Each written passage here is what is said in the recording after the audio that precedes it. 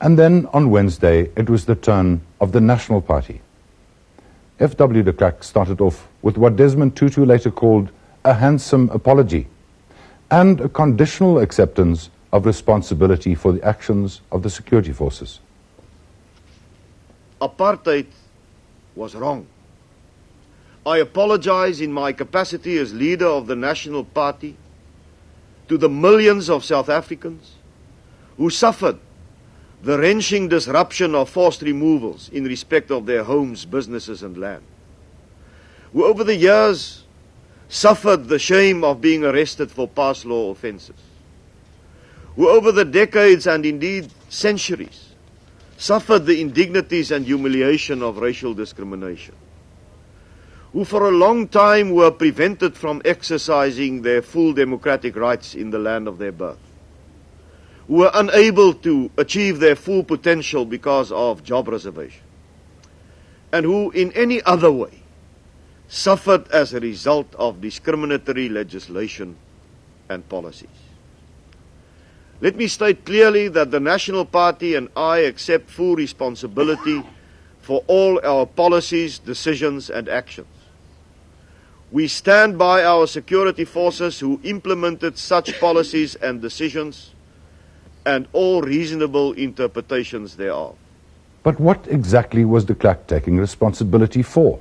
That became the real question.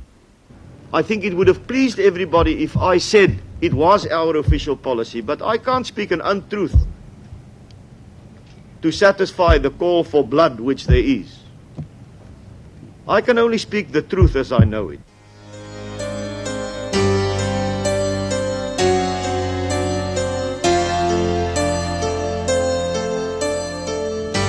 It has never been the policy of the government, the National Party, that people should be murdered,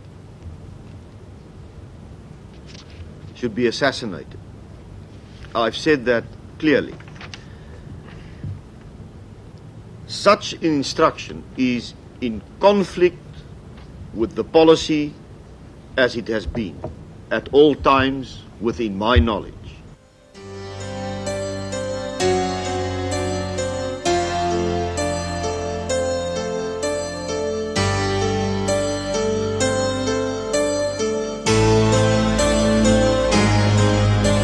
Once again, depending who issued the orders, it would definitely be unauthorized and mala fide.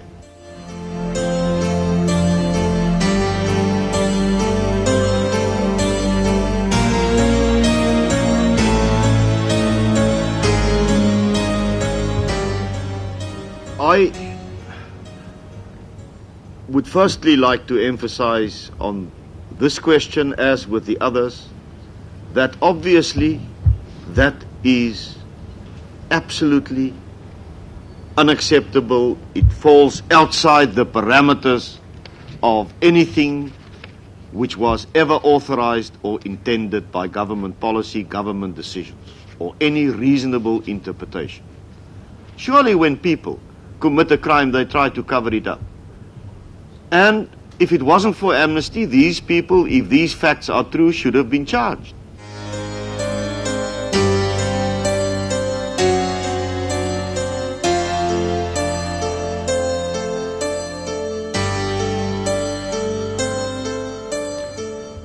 Senior members of the South African Police, implicating also senior SADF officers, have applied for amnesty for a number of murders committed by SAP operatives when they supplied faulty hand grenades to COSAS members in the course of 1985.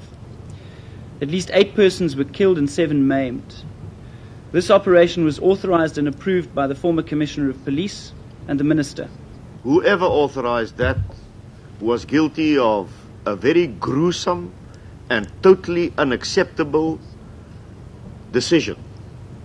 It was wrong, it wasn't part of the policy, and whoever authorized it was mala fide and was acting against the interest of South Africa. Can I say, however, that I don't know whether this allegation that a minister ordered it was tested. We are dealing once again here with allegations made by people in amnesty applications who are trying to pass the buck.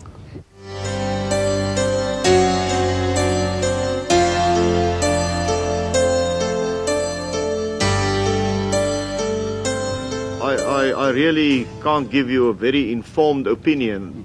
My recollection of that was that, as I can remember, a case was made out that then Chief Minister Buthelezzi's life was under threat.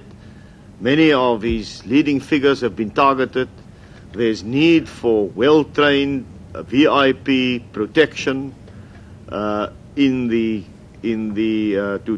effectively ensure that the ANC would not succeed in strategies to assassinate, murder him and other leading figures, and that on that basis permission was given for an operation which would entail the expenditure of funds to train such people to perform that duty.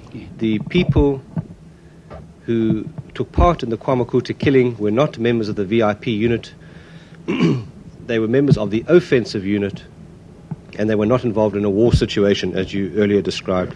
And therefore, they attacked a house and they killed 13 people, most of whom are women and children. And therefore they were guilty of a heinous crime. I'm not defending them. In November 1989, Dirk Coetzee informed the world, and I suppose de Klerk, of the existence of Vlakplaas, a police unit on a farm outside Pretoria, which specialized in assassinating government opponents. Look, your position, if I understand it correctly, is that Vlakplaas is an aberration like a lot of these other things that were debated this morning. And what you, the explanation, as I understand it, that you were proffering, was that it must have been an officer or two or whatever, lower down the hierarchy, somewhere below these generals, who were doing this exercise, this Vlakplaas exercise, entirely on their own bat. That is my impression. How reasonable is that explanation? Well, that a lowly officer, somewhere below these generals, was responsible for this entire aberration that led to all these things that we know are being disclosed.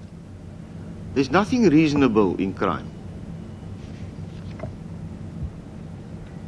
It's unreasonable.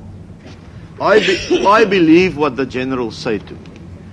And therefore, I don't offer it as an explanation. I offer it as an example where I have reason to believe, based on the accounts of 4 people to me, that specifically in the case of Vlakplaas, fundamental information with regard to totally unacceptable things for which we are all so sorry and which abhor all of us so much, have taken place without the knowledge of superiors.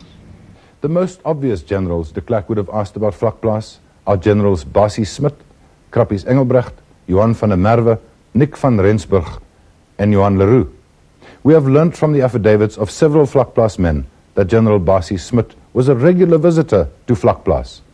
They even had to keep his personal bottle of Chivas Regal whiskey for him. General Krappies Engelbrecht, we know, has a long history of helping Vlakplaas cover up their legal problems. And Johan van der Merwe was involved in at least one Vlakplaas operation.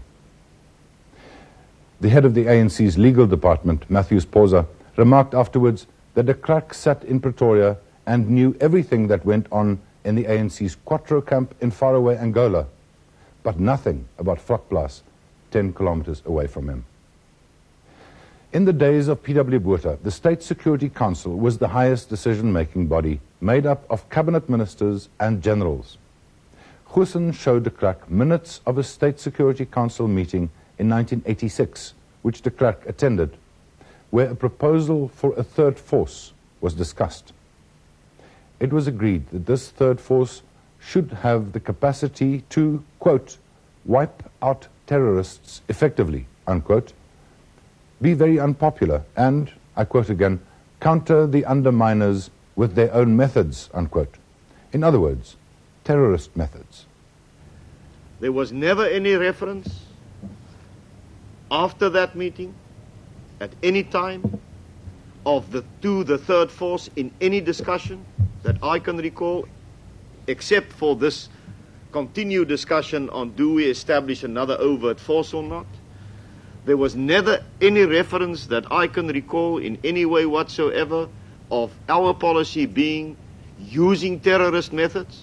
Yes, firm action, yes. Using and applying extraordinary measures, yes, going underground, yes, spying, yes, having covert actions, having a state of emergency,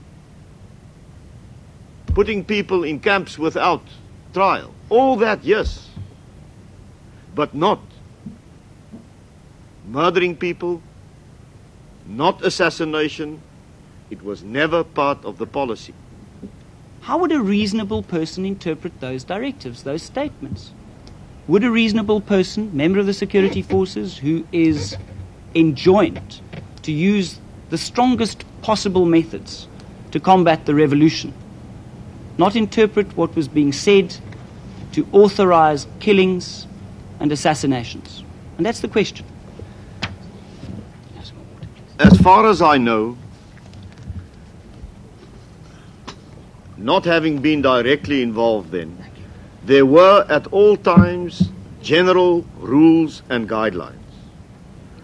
And the general rules and guidelines within my total experience of how the country was governed, also in the period when I was an ordinary minister, was that we were not above the law. That was the ethos of our approach. The recent information of atrocities I find as shocking and abhorrent as anybody else. It came to me as just a revelation as to anyone else. Afterwards, Truth Commissioners expressed their deep disappointment with the National Party attitude. To make that apology and then to negate it by, the way that I feel sorry for him, that maybe he didn't know. But he didn't know. I told him, and people were killed. We went and told them. To tell me that he didn't know.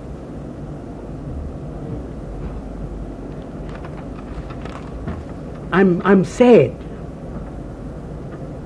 I'm sad because I had hoped that maybe he didn't know. No, maybe he didn't know.